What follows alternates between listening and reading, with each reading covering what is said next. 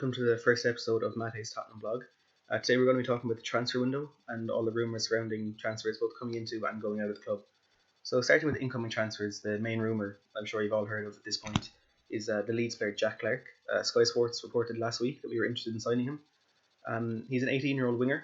He broke into the Leeds team this season. He can play on the left or the right, and he has done throughout the season, the championship season for Leeds. He's 6'2", and he can also play as a centre forward. He came through the Leeds Academy, signing his first professional contract in November of 2017. There was some interest from Manchester City, and Leeds decided to sign him down and get him into the team. He made his professional debut in October of 2018 in a league draw with Brentford.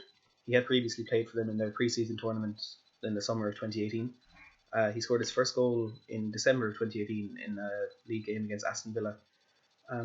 He's made 22 league appearances throughout the season, scoring twice and also registering 2 assists. He also made 1 appearance in the FA Cup and in the playoffs. I mentioned there he scored 2 goals, but I don't think the stats quite do him justice for the season that he's had. You know, his first season in professional football, playing with a team going for promotion into the Premier League, and he's had a fantastic season. I do watch the Championship as much as I can, and Leeds, having been in the promotion race, run a lot, and he's a player that definitely stood out in that Leeds team that's full of talent. And actually won the Leeds Young Player of the Year award this season too, so he's definitely held in high regard at the club. I think it would be a great signing for Tottenham. Not only he's a young English player, as we know, Pochettino helps young English players flourish. He's had a lot of players that he's got into the English national team, and it's something that he's known for. And also, Clarke, having played with Leeds under Marcelo Bielsa, Pochettino has spoken openly in the past about how Bielsa was his inspiration getting into football. Bielsa was the manager that first discovered him, and how a lot of his managerial style, his tactics, his style of play, a lot of that does come from Bielsa and how he tries to play football. So I don't think it'll be good Clarke having that experience under Bielsa. That'll be a lot easier for him to adapt to the team at Tottenham, and that it'll be very good. It'll be a lot easier for him to get into the team and to get used to the style of play and link up with players. The latest rumours about the deal to bring Clarke to Tottenham are that we're going to sign him for £20 million and then loan him back to Leeds for the 2019-2020 season. It's very similar to the deal we made when we signed Dele Alli a couple of years ago, sending him back in so he wants to help his boyhood team to get promotion. So I think if Marcelo Bielsa stays at Leeds, because there's some rumours surrounding his future at the moment, I think if Bielsa stays, it'll be a really, really good idea to get him playing at that level for another couple of years, getting him well into that squad. Maybe he can get himself to be a first team starter on a more regular basis, and then in a year's time get him up to Tottenham and then work from there, getting him into our side. But I think if Bielsa does go, it might be a case where we have to just bring him up and, like Leeds did, bring him on as subs every now and then and get him acclimatised into the new team. So I think if Bielsa does go, could be a very different style of play at Leeds, and we know how Leeds in the past have changed managers really, really often, and that wouldn't really be good for his development, having to change his style of play, perhaps changing his position, and perhaps not even being in the team at all. If that does happen, I think Clarke at the moment probably should be one of our top transfer targets for the window, because in today's market, a player of his ability, of his potential, to get him for £20 million would be a really, really good buy. And there don't seem to be any other top teams at the moment actually interested in him. They seem to be going for the big players, the European players. So it could be a really, really good bargain, perhaps, if we actually do get him. He's a top player, and I do hope to see him in Spurs sometime in the future. Another player that we're linked to is Callum Wilson, the Bournemouth striker. I think it was the Daily Mail reported that we're going for Callum Wilson and David Brooks from Bournemouth for an £80 million combined fee. I don't think that will happen, but I do think if Callum Wilson is interested in joining the club, if he is open to leaving Bournemouth, it'd be a really, really good buy. This season he's played 30 times for Bournemouth and he scored 14 goals. He's a fast, strong, clinical striker, and for him it would be his first time obviously making that step up to one of the top teams. So I do think he might be more likely to play as a kind of backup striker to Harry Kane than some of the other targets we're going for at the moment.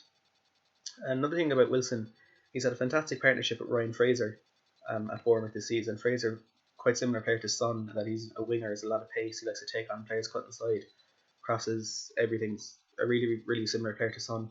So I think if Wilson does join, he might get those partnerships with Son, maybe Lucas, and if Clarke comes, maybe him as well. So I think Wilson probably would cost a bit more than Clarke. He was already a Premier League player, and there's a bit more interest in from Premier League clubs in signing him. I think he'd be a great buy if we can get our hands on him. Then moving on to outgoings, the main one at the moment that has been spoken about is Kieran Trippier. It's no secret he's had a quite disappointing season. No, he's fantastic last season, one of our best players, and he had a really good World Cup in Russia. But he's been really disappointing this season. His crossing has been nowhere near as what it was the last couple of seasons. His set pieces have been disappointing. He scored that free kick against Fulham earlier in the season, but it's only really gone downhill since then. And the team that are interested in him are Napoli. Now, I think Napoli's officials, or perhaps their manager, has actually come out and said Kieran Trippier is a player they're looking into signing. But I would like to keep Kieran Trippier.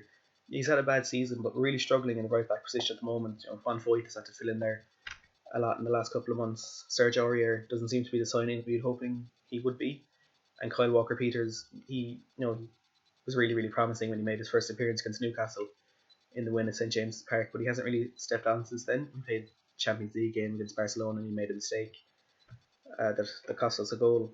So I think Kieran Trippier, maybe give him another season to see if he can push on from where he was.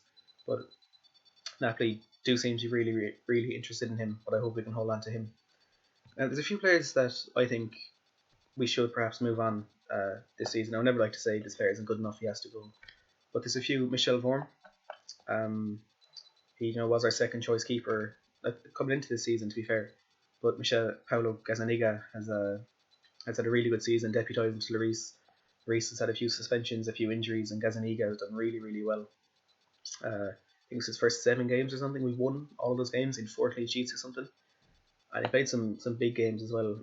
That he did really well in the League Cup game against Arsenal at the Emirates. Kept a clean sheet there. So I think Michel Vorm, perhaps getting a bit older as well. It's maybe time for him to move on. Another player is Eric Dyer. Now, Manchester United in the last few seasons have been interested in Eric Dyer, and we turned him down and said no, he's a first team player, and we want to keep him. But the introduction of Winks and Sissoko into the first team this season, both of them have been fantastic, outstanding players throughout the season, top performances. Both Sissoko, of course, was a contender for Player of the Year. I think it might be time for Eric Dyer to move on. He's not been nowhere near as good as he was in recent seasons. I think that partnership he had with Dembele was perhaps something that made him look a bit better, because anyone besides Moussa Dembele in the middle of the park would look a lot better. But I'm just not sure Eric Dyer is the player that we need in our team at the moment. He's had a lot of injuries as well, which hasn't helped, but it might be time for him to go. Another player is Eric Lamela. Of course, we signed him with the Bale money we got all those years ago. He's never really made it in the first team. He's had a few good performances, but he's never been consistent enough. He's had a lot of injuries as well. It doesn't really seem to be his place at Tottenham at the moment. And the only player that there seems to be a lot of talk about leaving is Fernando Llorente. Llorente's had a fantastic season. He's been a big part of our team in the Champions League. He's played some important roles in the Premier League as well. There was talk of his contract, a clause in his contract, that Spurs actually missed the deadline to renew his contract by another year, and that it was all but confirmed that he would be leaving. But I think they're actually in talks at the moment. It was Sky Sports reported that. Llorente does want to stay. As you could see in recent weeks, the passion that he has for the club, I don't think he will be a player that will move on. And I hope he'll stay and that he can help us push on. He's an experienced Champions League player. He might have an important role to play in the final, depending whether or not Harry Kane is fit. But I think he should be a player that we should try and keep a hold of, very experienced, and has won a lot in the past.